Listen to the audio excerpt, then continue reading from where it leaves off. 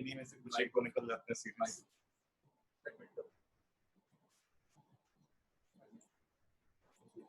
वैसे तो इसको हटाई देनी चाहिए और वो बीच में कैसे करें एडमिट ऑल कैसे हटाएंगे सर? वो मेरा इसकी सेटिंग्स तो शुरू से होती है। हाँ सर, मुझे लगता है इसमें वो सेटिंग्स रह गया होगा। अभी नहीं हुआ तो बात sir enable waiting room sir उसको डिसेबल कर देते सर नीचे। सर नीचे हाँ ऊपर यस ज्वाइन कर अब अपने आप कट करें। वो फिर बीच में पॉपअप नहीं।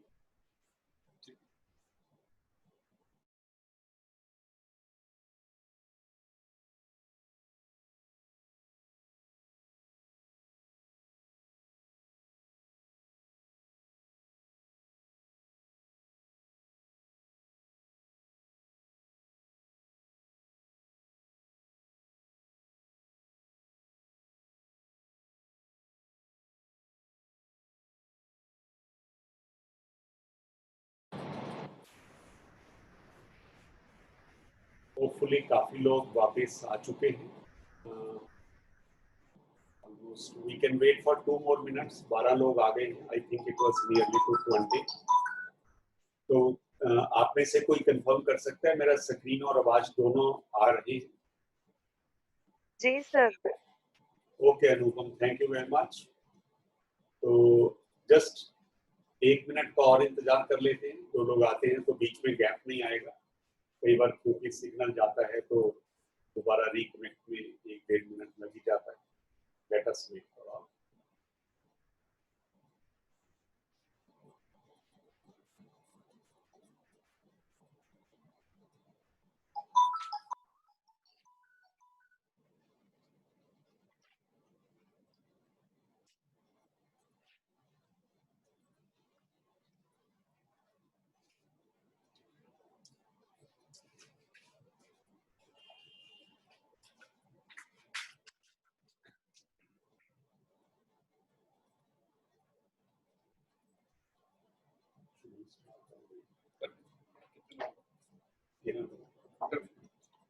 ओके, तो मेरा ख्याल है हम लोग चलिए थोड़ा स्लो पेस में करते हैं ताकि जो रह गए हैं वो भी ज्वाइन कर लेंगे वापस।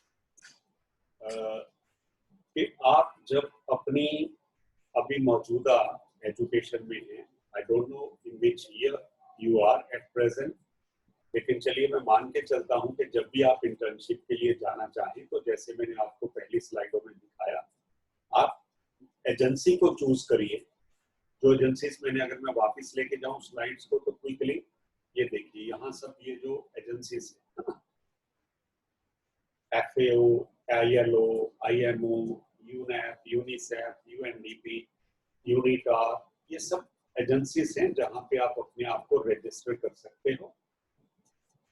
कोशिश करेंगे हम लोग ये आपको आपके टीचर्स को ये एजेंसीज का लिस्ट मेल कर दें, नहीं तो एक बुकलेट ही मेल कर देंगे जहाँ आप सब एजेंसीज को चूज कर सकते हो किसमें आप जाना चाहते हैं। अब मैं फोकस किस पे करना चाहता हूँ, लेट मी गिव यू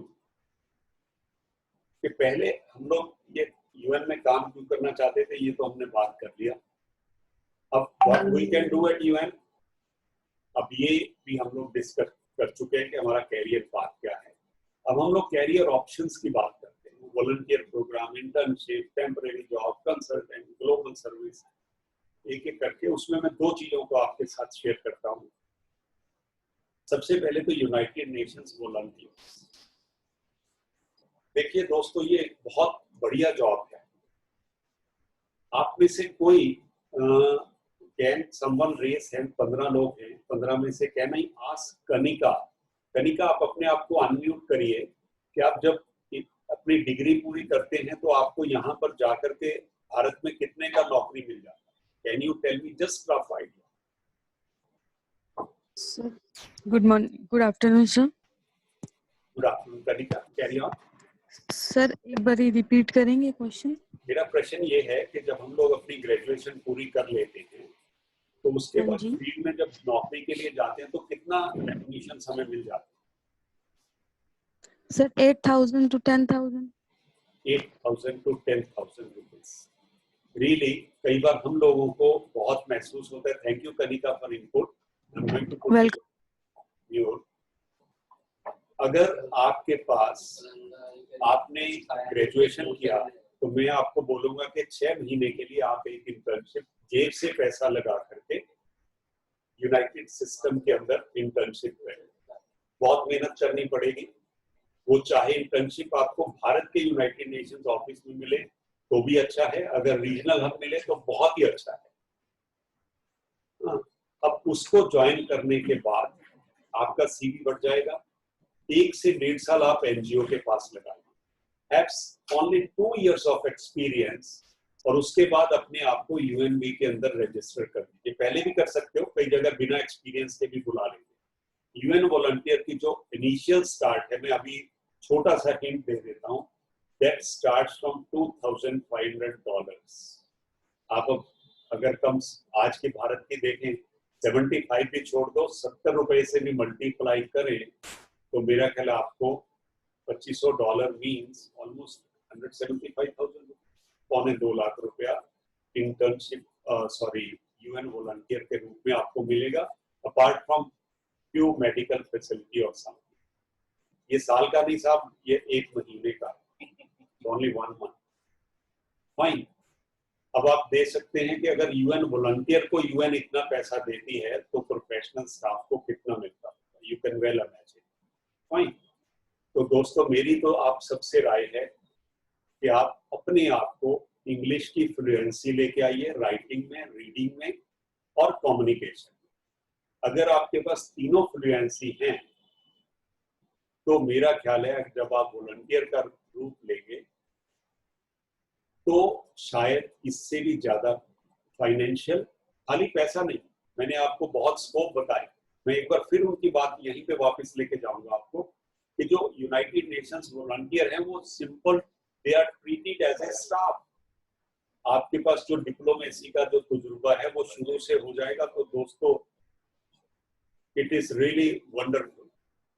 आपकी अभी एज शुरू हुई है, हम लोग को बोनस के साल बिता रहे हैं। After 55 years all life is bonus life. तो आप लोगों की जिंदगी की शुरुआत है। So please join UN, this is my all suggestion to you, rather advice I can से।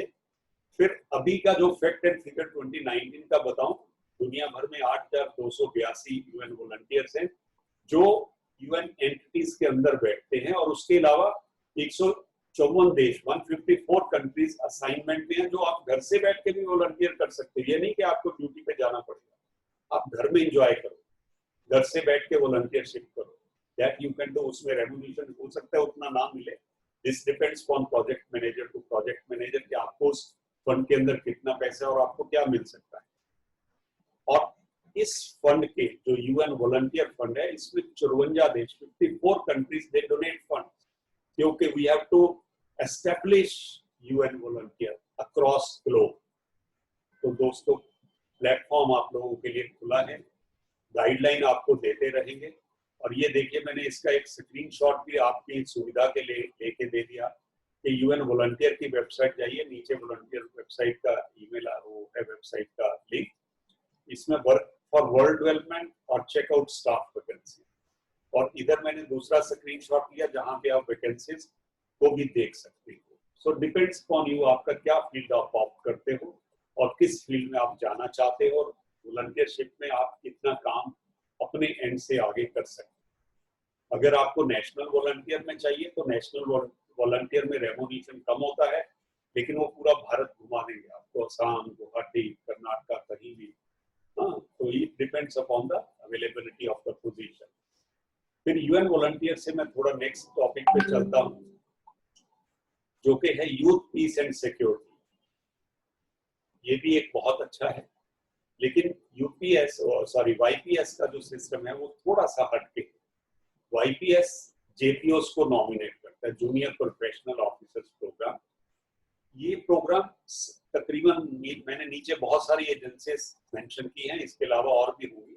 एसकैप है, OHCHR है, UNCCD है, यूटैग है। तो बहुत सारी एजेंसीज हैं जो जेपीओस को रखती है, जूनियर प्रोफेशनल ऑफिसर, जिसको हम लोग कहते हैं कि यहाँ से P1 की पोजीशन शुरू हो जाती है, JPP और JPO। B1 का मतलब है the start of your career as a diplomat, as an administrative officer. JPO से शुरुआत होती है और उसके बाद तो आगे तो कोई सीमा नहीं है। आपको अपना स्किल दिखाना है, आपको अपनी इंटेग्रिटी दिखानी है, आपको अपनी डिप्लोमेसी दिखानी है।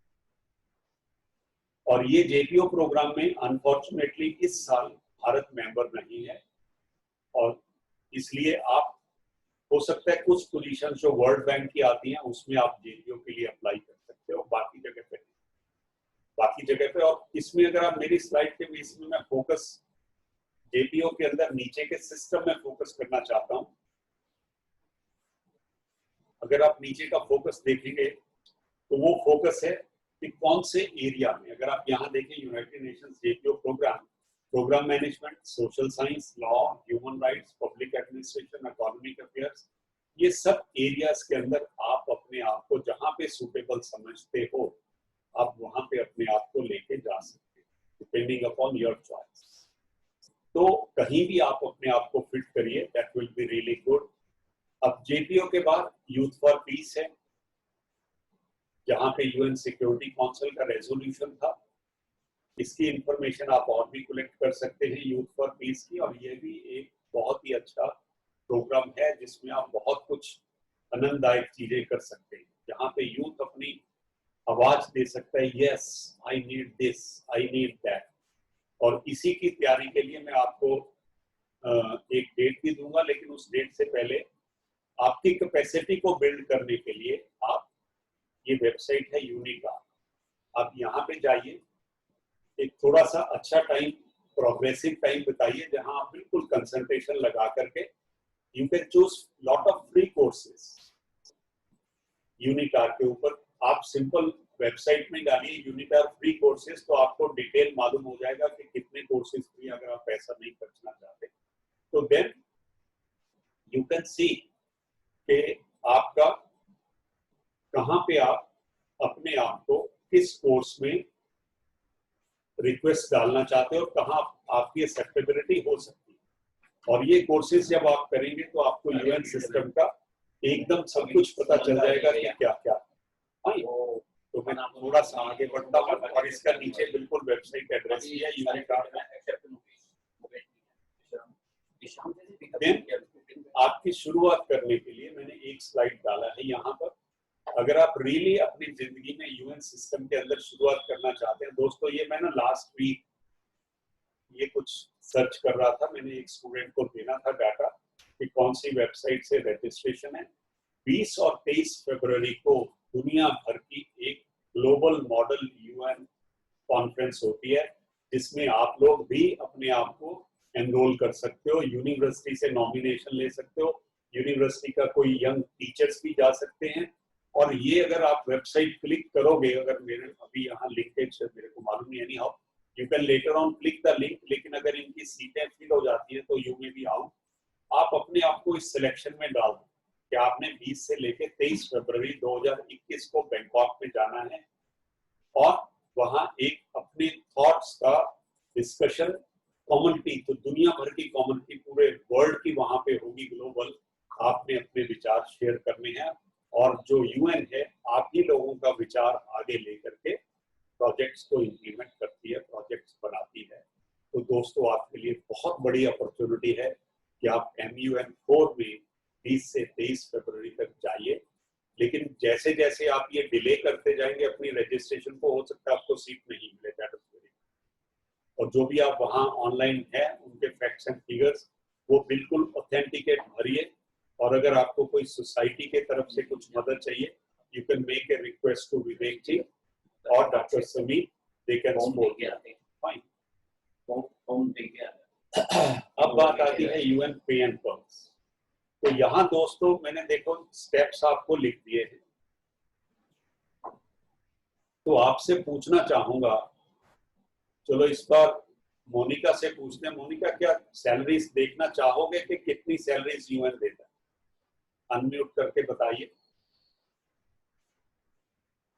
Yes sir. बिना सैलरी के मौका नहीं मिलेगा। ओके, चलिए मैं आपको पहले बेनिफिट्स बता देता हूँ, सैलरी के अलावा क्या मिलता है। सैलरी का मैंने इसलिए ब्लाइंड करके रखा है कि उसको मैं वापस ब्लाइंड कर दूं।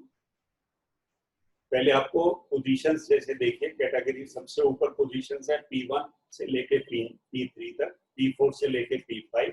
ये कैटेगरीज की डिवीजन है। P1, P2, P3 एक एंट्री लेवल गिनते हैं। एंट्री P1 है, P3 में 5 साल का एक्सपीरियंस चाहिए होता है, P4 में 7 से 10 साल का, इसी तरीके से P5 10 साल का, D1 का 10 साल प्लस और मैनेजमेंट का सीनियर का एक्सपीरियंस होना चाहिए।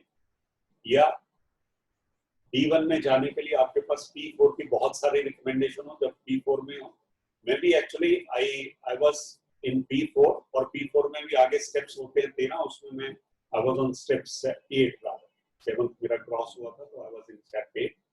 तो मैं अगर D1 के लिए जाना चाहूँ, आई कैन कम्पीट समडे, लेकिन मैं अपने आप को भी भारत के लिए डेडिकेट करना चाहता हूँ, नॉट फॉर ग्लोबल कम्युनिटी। तो इसलिए थोड़ा सा अपने आप को वहां से क्विट करके I am back to India. इसी तरीके से general staff and related categories हैं, G1 से लेकर G7 तक। इसी तरीके से नेशनल प्रोफेशनल ऑफिसर्स होते हैं, जैसे मैं आपको बता रहा था, उनको जो बोला जाता है NOA पोजीशन होती है, NOE तक होती है। फिर फील्ड स्टाफ होता है, फील्ड स्टाफ 1 से 3, 4 से 5, 6 से 7 लाइक। अब जब आप कोई भी ड्यूटी स्टेशन ज्वाइन करते हो तो आपको रेंटल सब्सिडी सबसे पहले मिलती है। उनकी एक सीमा है कि अगर आप इससे ऊपर से, फॉर एग्जांपल बैंकॉक में मेरे को सीमा थी 60,000 बात तक अगर मैं घर लेता हूं तो मेरे को कोई रिइंबर्समेंट नहीं मिलती थी। अगर मैं 1 लाख बात का रेंटल घर लेता हूँ, 1 लाख बात मीन्स भारत के 2.25 लाख रुपया पर मंथ मेरे घर का किराया है, तो मेरे को जो 40,000 बात यानी 1 लाख रुपया UN वापिस देते, 2.25 लाख मेरी जेब से। फिर डिपेंडेंसी अलाउंस, यानी कि मेरी मिसेज अगर काम करती है, हालांकि मेरी मिसेज यहाँ एम्प्लॉय थी, लेकिन उसकी जो सैलरी इंडियन रेलवेज की है वो इतनी कम है कि UN समझता है कि नहीं, आपको एक अच्छा जीवन जीने के लिए इतना पैसा मिनिमम चाहिए। सैलरी मेरे को मेरी मिसेज का और मेरे बेटे दोनों का डिपेंडेंसी अलाउंस मिलता था, और जितनी मेरी मिसेज की यहाँ सैलरी थी उतना मेरे को उनका डिपेंडेंसी अलाउंस वहां मिल जाता। So I was getting a lot. Then education grant, जब आप बच्चे की इंटरनेशनल स्कूल में एडमिशन करवाते हैं तो इंटरनेशनल स्कूल का खर्चा हर साल तकरीबन $20,000 से लेकर $30,000 का रहता है, और उसमें से 60 से 80% तक आपको रिफंड मिल जाता है डिपेंडिंग अपॉन स्लैब्स। फाइन, तो बहुत कम पैसा बच्चों की एजुकेशन के लिए आपका लगता है। मैं चंडीगढ़ से जैसे मेरी बैंकॉक पोस्टिंग हुई तो मेरे को यहाँ से एक शिप पे 1 कंटेनर का पैसा UN ने दिया कि आप घर का सामान शिप करना है, you they pay money for that. Then assignment grant, अगर मेरे को एक बैंकॉक की ड्यूटी से मेरे को मान लो 4 महीने वहां से उठा के पेरिस में भेज देते हैं कि you have to go and work, तो मेरे को वहां का अलाउंस दे देते हैं extra apart from my regular salary. अगर इसी तरीके से हार्डशिप अलाउंस, यानी कि जैसे मैं DPR कोरिया, नॉर्थ कोरिया में मेरा पोस्टिंग हो गया, तो वहां पे जाकर के मेरे को अलग से पैसा और मिलता था, because that station is very hard. Afghanistan चला जाता हूँ, वहां भी तकरीबन सैलरी 1.5 गुना हो जाती है, तो हार्डशिप अलाउंस उसको कहते हैं। फिर नॉन फैमिली हार्डशिप अलाउंस, और इसी तरीके से हैजर्ड्स पे एंड बाकी। फाइन, अब देखिए, आपने जैसे बताया कि आप ग्रेजुएशन करते हैं तो आपको सैलरी मिलता है 8 से 10,000 रुपये। हम लोग जब इंटर्नशिप करके अपने आप 2 साल का तजुर्बा पा लेते हैं NGOs या अपनी ऑर्गेनाइजेशन या किसी भी प्राइवेट सेक्टर का, इंडस्ट्रियल सेक्टर का, तो हम लोग P1 के लिए जब कम्पीट करते हैं तो P1 का जो बेसिक सैलरी है वो मैं आपको थोड़ा सा दिखाता हूँ। It starts from 37,000 and ends at $80,000। Rupees में नहीं है, $80,000 पर एनम। ठीक, इसी तरीके से P4 और P5 का 67,000 से शुरू होकर $1,06,000 तक है। D1 का 95 से 123,000। जो G1 G7 की अगर मैं भारत की सैलरी काउंट करूं तो ये 5 लाख से लेके तकरीबन 18 लाख प्रति साल है। और जो NOA ऑफिसर्स प्रोफेशनल ड्यूटी पे हैं, ये G स्टाफ जैसे हम लोग क्लरिकल कैडर कहते हैं। नेशनल प्रोफेशनल ऑफिसर्स को 20 लाख स्टार्ट से लेके 65 लाख तक है। फील्ड स्टाफ को $31,000 से लेकर के $90,000। अभी डिपेंड करता है आपके एक्सपीरियंस के ऊपर, और वही आपको रोटेट करता है। लेकिन ये खाली अगर मैं इसको देखूं तो एक छोटा सा कैलकुलेशन मैंने बनाया पोस्ट एडजस्टमेंट। हम लोग खाली ये जैसे हम लोग भारत में सैलरी मिलती थी तो डीए मिलता था, है ना। हम लोग कहते हैं पोस्ट एडजस्टमेंट अलाउंस। अगर मैं P4 का देखूं, P4 का जो स्टार्टिंग अमाउंट है जिसको सिर्फ मिले थे, जिसके पास तजुर्बा बिल्कुल बेयर मिनिमम था, P3 का एंड था, $64,000 था, तो उसको 0.675% उसको पोस्ट एडजस्टमेंट अलाउंस मिलता था, यानी $42,000 उसको एक्स्ट्रा से डीएसए की डीए की तरह मिलता। तो इस तरीके से जो सैलरी उसकी नेट बैठती थी दैट वाज $100,000, यानी 75 लाख का पैकेज। तो जो P4 का नॉर्मल पैकेज है, P4 अगर आपके पास PhD कर लेते हो या 10 साल का एक्सपीरियंस होता है तो $1 लाख यानी तकरीबन आपकी carry home salary 1 crore plus रहती। That is the UN. अब मैं इसके बाद कुछ नहीं बोलूंगा, इसके बाद आप लोगों को चैलेंज देता हूं कि now it is your turn, you have to challenge yourself. Fine. अब ये जो आपको मछली नजर आ रही है, या तो आप 5 मछलियों के साथ अंदर घूमते रहिए पूरी जिंदगी, तो then life will be like same fish. अगर आपने कुछ करके दिखाना है तो आपको जंप लगाना पड़ेगा दूसरे जार में कुछ करने के लिए। तो दोस्तों, जैसे शिव खेड़ा की एग्जांपल थी कि अपने आप को दुनिया से जुदा करने के लिए एक पत्थर को थोड़ा सा तबीयत से उछाल के देखो, अपनी जिंदगी के थॉट को थोड़ा दोस्तों उछाल के देखो। I want to join you and I want to join this superior mission, then you can do something, क्योंकि everything starts off with a challenge. अपने आप को चैलेंज करिए।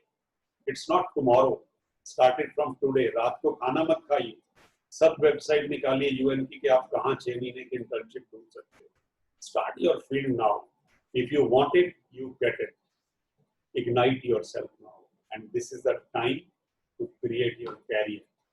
अगर अब आप बिस्तर में सो गए, एसी चला के बैठ गए कि ठीक है मैं तो टीवी देखूंगा, फिर दोस्तों ये मछलियों का घड़ा आपके लिए है। आप उसमें कूदते रहिए, जितना मर्जी छपछपाहट करिए, लेकिन दूसरे शांत घड़े में नहीं जा पाएंगे। ये देखिए बिल्कुल शांत है। अगर ये अकेली मछली यहाँ चली भी गई तो ये शांत रहेगी। UN system is so healthy, so environment healthy. मैं आपको अगर सच बताऊं, अंदर का बोलना कम चाहिए। जिस ऑफिस में मैं काम करता था वहां का एयर क्वालिटी इंडेक्स पिछले 7 साल से सिर्फ 3 चल रहा है। आप इमेजिन करिए, आप भिवानी के अंदर हैं, एयर क्वालिटी इंडेक्स मेरे हिसाब से 150 से ऊपर होगा, इससे कम नहीं होगा। आप सोचिए कि कहाँ 150 और कहाँ 3। तो अगर आपने अपने जिंदगी के कुछ साल बढ़ाने हैं, कुछ अर्सा जिंदगी बढ़ानी है, तो try to improve the living. और लिविंग इम्प्रूव कैसे होगी? जब जेब में पैसा आएगा। बातों से लिविंग इम्प्रूव नहीं होगा, कुछ जेब में भी चाहिए। अगर मैं आपको एक और एग्जांपल दूं, जब ओबामा ने भारत विजिट किया था तो I remember we also stayed in the same room. Agra के अंदर वो गए, ताजमहल के साथ एक होटल है, वो उन्हीं के लिए वहां बनाया गया। वहां 0 पोल्यूशन है। 1 किलोमीटर के अंदर कोई व्हीकल नहीं जाने देते, सिर्फ इलेक्ट्रिकल व्हीकल जाता है, वही पैसेंजर्स को लेके आता है, वही छोड़ के आता है। तो जब ओबामा ने भारत विजिट करने के बाद यूएस वापस चले गए तो उनके पूरे कैलकुलेशन लाइन का आया कि ओबामा भारत की विजिट करने के बाद ओबामा जी की जिंदगी 6 घंटे कम हो गई। आप देखिए कि यूएस कितने इंस्ट्रूमेंट अपने साथ लेके चला होगा। कि इतनी कैलकुलेशन करके बता दी कि भारत की एक विजिट ने ओबामा जी की जिंदगी 6 घंटे। अब ये पता नहीं है कि दूसरा सांस आएगा कि नहीं आएगा, लेकिन उसमें भी 6 घंटे कम। तो दोस्तों, बी हेल्दी, बी क्वालिटियस, और उस क्वालिटी की लाइफ के लिए be a part of the UN system. और thank you very much for allowing me for this long presentation, my society also. तो अभी फ्लोर ओपन है आप सबके लिए। जो भी प्रश्न है एक एक करके you can raise your hand and we can take the question. Hopefully now.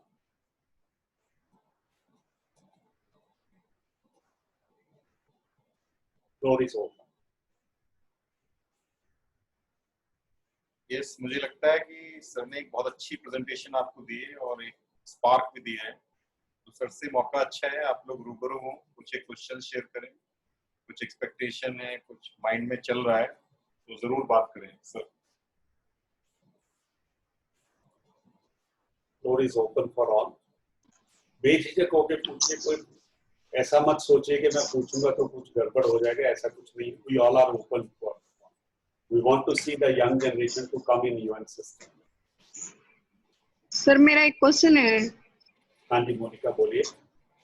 Sir. मैं ऐसा कहना चाहती हूँ जैसे कि हम सोशल वर्क के स्टूडेंट हैं, हाँ जी तो यहाँ से हमारे निकलने के बाद हमें एक्सपीरियंस की जरूरत होती है कहीं पे भी कोई भी फील्ड में जाने के लिए। बिल्कुल।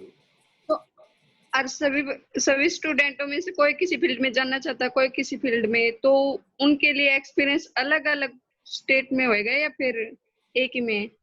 नहीं, कहीं भी आप भारत में, पूरी दुनिया में कहीं भी अपने आप को, मैंने इसीलिए एक शब्द लिखा था, internship oblique NGO.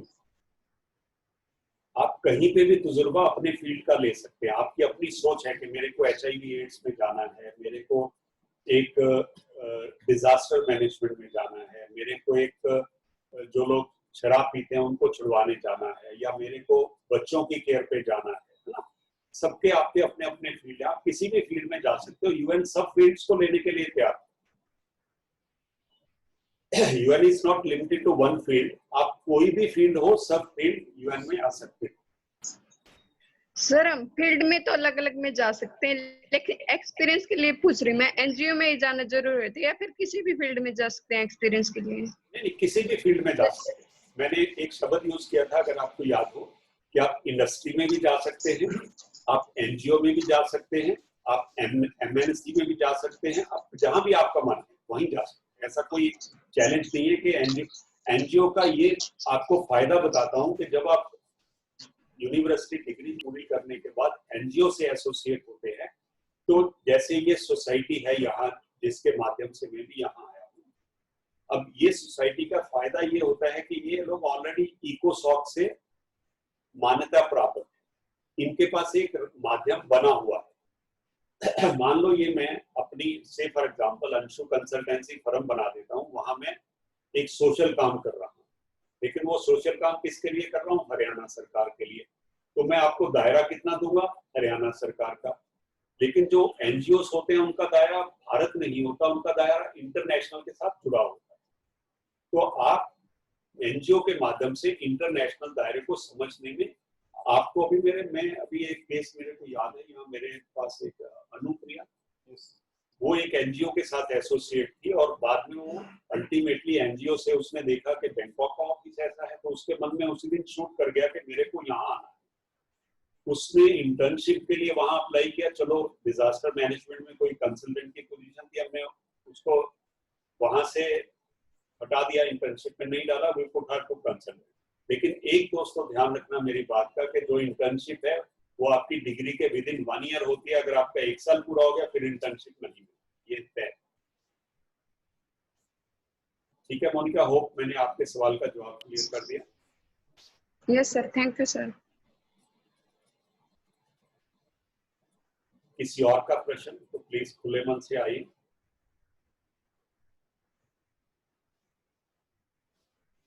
Faculty members भी है ना, मूलराज हैं, जितेंद्र हैं, प्रियंका वैद्य हैं एंड गीतिका जी। इनकेस अगर आप भी अपने स्टूडेंट्स को फेलिसिटेट करना चाहें, इनकेस अगर वो क्वेश्चन नहीं पूछ पा रहे हैं, तो आप भी तरफ से क्वेरी कर सकते हैं और बात भी कर सकते हैं।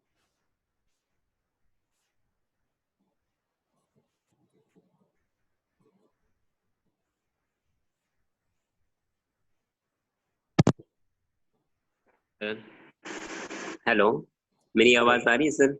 बिल्कुल Murad ji, please carry on. जी, थैंक यू सर। ये बहुत ही अच्छा सेशन था और बहुत अच्छा नॉलेज हमें मिला है, स्टूडेंट्स को भी और इवन फैकल्टी को भी। इतना डिटेल में हमें भी मालूम नहीं था यूएन एजेंसीज के बारे में और यूएन के फंक्शनिंग के बारे में, और सोशल वर्क के लिए और अन्य जो अदर जो प्रोफेशनल्स हैं उनके लिए कैरियर अपॉर्चुनिटी के बारे में भी आपने को भी बताया।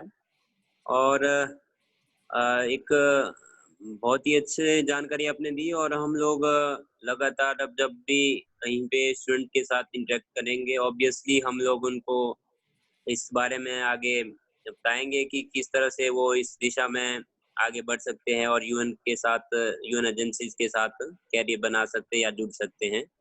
Thank you so much sir.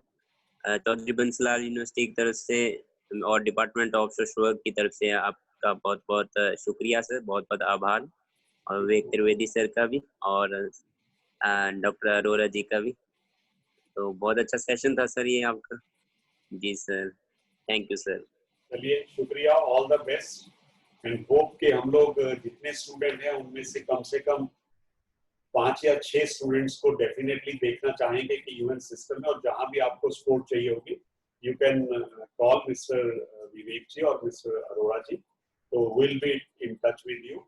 लेकिन जब मेरा मौका लगा भवानी में आने का, आऊंगा मैं, दिसंबर से पहले एक प्रोग्राम है मेरा, तो विल ट्राई के चलो मुलाकात रहेगी, वो मैं बाद में डिसाइड करता हूँ कि जैसा। Sure sir, welcome sir, welcome, sure आइए सर कभी भी आप। जी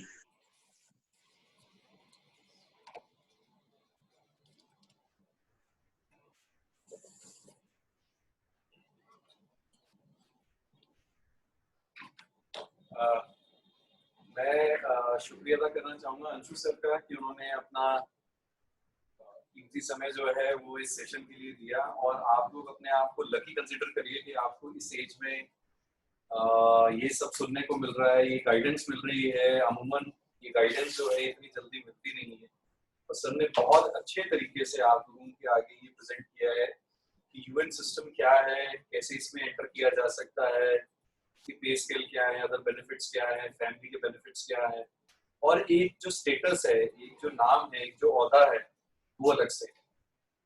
सो आशा करते हैं कि आने वाले समय में आप में से कई स्टूडेंट्स जो हैं वो यूनाइटेड नेशंस में हमें दिखेंगे, उस आसमान की बुलंदियों को छुएंगे, और हम लोग आपके लिए हमेशा यहाँ पर रेडी हैं। अगर आपको कभी भी किसी तरह की कोई भी दिक्कत आती है, कोई सवाल है आपका, कोई प्रश्न है आपका, आप हमसे कभी भी बात कर सकते हैं। अगर डायरेक्टली बात करनी है आप डायरेक्टली भी कर सकते हैं, अगर आपको अपनी फैकल्टी के थ्रू बात करनी है आप तब भी बात कर सकते हैं। हम लोग कोशिश करेंगे कि 24 घंटे के अंदर अंदर आपकी क्वेरी का जवाब जो है हम लोग दें। इसके अलावा भी अगर आप लोगों के कोई सवाल है, कोई क्वेश्चंस हैं, कोई क्वेरी है, तो आप लोग हमें ईमेल भी ड्रॉप कर सकते हैं। हमने अपना ईमेल आईडी आपको दे रखा है etswdp@gmail.com। तो मैं आशा करता हूं कि सेकंड वीक जो है हमारा ये भी काफी इंटरेस्टिंग रहा होगा। आप लोग जो ऑब्जेक्टिव्स अपने दिमाग में लेके आए थे, शायद आप उन ऑब्जेक्टिव्स तक पहुंचे होंगे।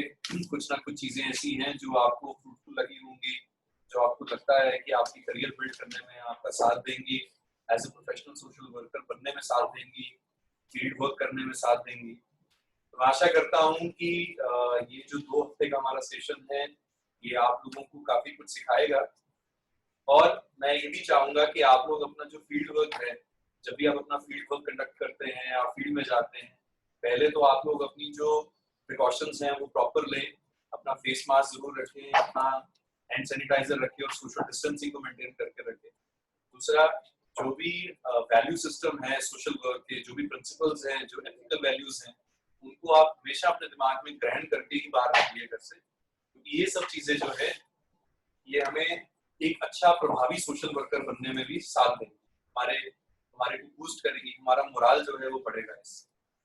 मैं आशा करता हूँ कि ये सेशन से हमें काफी चीजें जो है वो सीखने को मिली होंगी, और अब हम मुलाकात करेंगे अगले हफ्ते नेक्स्ट सैटरडे। और मैं एंड करने से पहले विवेक जी को रिक्वेस्ट करूंगा कि अगर वो कोई भी बात जो है वो शेयर करना चाहते हो तो प्लीज करें। Over to Vivek ji, thank you.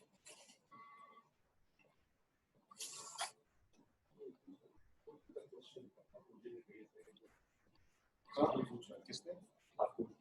मैं पूछ लेता हूँ। किसी ने क्वेश्चन बीच में रेस किया था, कोई ठाकुर, मिस्टर राजीव ठाकुर हैं, उन्होंने कुछ रेस किया था, वो अगर पूछना चाहे तो पूछने की टाइम है, 5 मिनट रह गए। ओके, नहीं है मुझे लगता है, तो मैं अगले हफ्ते के लिए बता देता हूँ। 25 जुलाई को जो सेशन है पहला डॉक्यूमेंटेशन रिपोर्टिंग, इसको हम लास्ट डे कन्वर्ट करेंगे, पोस्टपोन कर रहे हैं क्योंकि मिस्टर हितेश जो हैं उस दिन फिर एक वेबिनार में बिजी हैं, तो हम इसको लास्ट में कर देंगे। तो इसकी जगह हम एक और ओपन कर देंगे सेशन। तो आप अपने फील्ड वर्क की जो सेकेंडरी सोर्सेज के थ्रू कर रहे हैं या प्राइमरी मेथड में कर रहे हैं, तो आप अपना कंटिन्यू रखें। और 25 का फर्स्ट सेशन हम 1 अगस्त को प्लान करेंगे, और कोशिश करेंगे जो 1 अगस्त का सेशन है वो हम यहाँ पे चेंज कर लेंगे, ऑर्डर कर लेंगे। तो thank you from my side. कोई मेरे से भी अगर लास्ट क्वेश्चन है तो in case if you want to raise कर दें। बाकी मैं थोड़ा एडवाइस करूंगा कि अटेंडेंस पे थोड़ा ध्यान रखें, क्योंकि अच्छा लगेगा, क्योंकि हम भी कोशिश कर रहे हैं कि अच्छे से अच्छे आपको मेंटोर्स मिल सकें, अच्छे एक्सपर्ट्स मिल सकें और अच्छे सब्जेक्ट्स डिस्कस हो। Over to Mulraj ji, in case Priyanka, Vaid, Geetika और जितेंद्र भी बोलना चाहें तो 2-3 मिनट है हमारे पास, 4 मिनट 50 सेकंड है, प्लीज शेयर कर लें। जी नमस्कार सर। नमस्कार। सर हम आपका आभार व्यक्त करते हैं, बहुत ही गजब के मतलब बहुत अच्छे से आप इंटर्नशिप करवा रहे हैं सर, बहुत अच्छे से असाइनमेंट आपने दिया है और हम भी रेगुलरली मॉनिटर कर रहे हैं। स्टूडेंट्स ने असाइनमेंट बनाए भी है, रिपोर्ट्स लिख रहे हैं रेगुलरली वेरी गुड। और जी सर, और अटेंडेंस भी हम इनकी रेगुलरली चेक कर रहे हैं सर और उम्मीद करते हैं कि स्टूडेंट्स यहाँ से बहुत कुछ सीखेंगे और आगे आने वाले समय के अंदर बड़ी बड़ी संस्थाओं में बड़े ऑर्गेनाइजेशन के साथ काम करेंगे और बहुत अच्छा फायदा यहाँ से मिलेगा इनको, ये मैं उम्मीद करता हूँ। बाकी सर मुझे अभी कुछ नहीं कहना है इस बारे में, बाकी काफी वक्त हो गया है ऑलरेडी और बहुत विस्तार से अंशु सर ने और आपने विस्तार से बता दिया सोशल वर्क के बारे में और यूएन एजेंसी के बारे में। Thank you sir. Thank you very much.